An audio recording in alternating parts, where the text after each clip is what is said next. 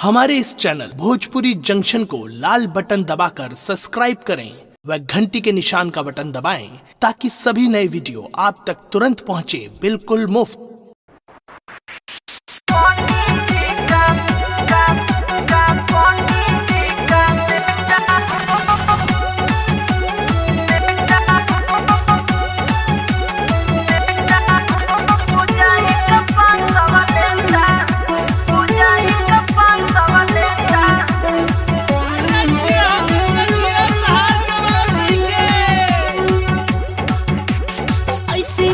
बाबा जिद कोरी हाली से रहुआ विध कोरी। अच्छा?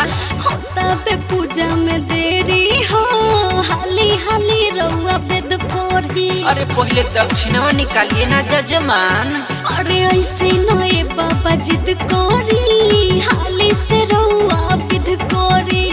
होता पे पूजा में देरी हो हाली हाली रहुआ विध कोरी। तो सुनी सुनी जजमान दी बात पधयन पूजा शुरू अभी मैं कर देता हूँ हाँ देता हूँ। तो जल्दी कीजिए ना। अरे पंडित जी का बेटा हूँ पूजाई का 500 लेता हूँ। पंडित जी का बेटा हूँ पूजाई में 500 लेता हूँ।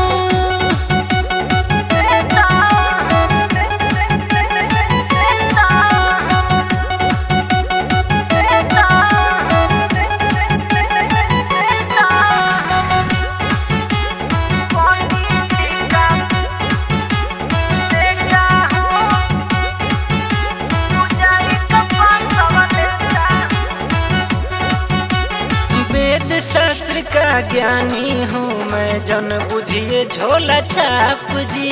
सब मिल जाएगा एक बार जोनी बेरी बेरी मानिए आप जी। अरे पूछे कि नहीं? अरे सब बुझते हैं वेद शास्त्र का ज्ञानी हूँ मैं जन बुझिए झोला छाप जी। अरे सब मिल जाएगा एक बार जोनी बेरी बेरी मानिए आप जी। तो सब पूजा के सामान ले आई जजमान घी के हवन अभी मैं कर देता हूँ कर देता हूँ। अरे इतने में काम चलाइए ना। अरे नहीं ना होगा महाराज।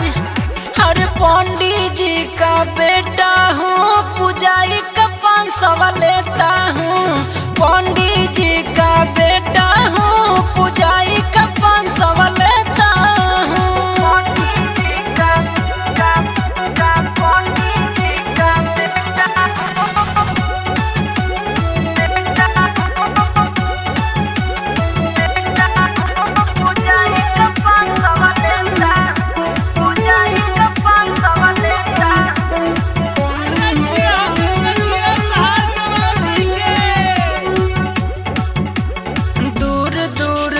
फैला है बुझाई का मेरा चर्चा।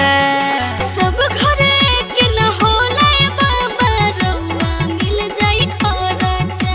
अरे खर्चा से काम नहीं चलेगा बच्ची। दूर दूर तक फैला है बुझाई का मेरा चर्चा। अरे सब घरे के न होला बाबा रउआ मिल जाई खर्चा। तो लेके माई के नाम बबलू बेदर्द जजमान डबलू नजरिया का बात माना लेता हूँ माना लेता हूँ। अरे 100 रुपया में काम ना भर जाएगा। अरे समझते काहे नहीं है महाराज। अरे पंडित जी का बेटा हूँ पूजाई का 500 लेता हूँ। पंडित जी का बेटा हूँ पूजाई का 500 लेता हूँ। ऐसे नए बाबा जिद कोरी हाली से रहुआ विध कोरी। अच्छा? होता पे पूजा में देरी हो हाली हाली रहुआ विध कोरी। अरे पहले दक्षिणवा निकालिए ना जजमान। अरे ऐसे नए बाबा जिद कोरी हाली से रहुआ विध कोरी। होता पे पूजा में देरी हो हाली हाली रहुआ विध कोरी। तो सुनी सुनी जजमान दी बात पधयन पूजा शुरू अभी मैं कर देता हूँ हाँ देता हूँ। तो जल्दी कीजिए ना। अरे पंडित जी का बेटा हूँ पूजाई का 500 लेता हूँ।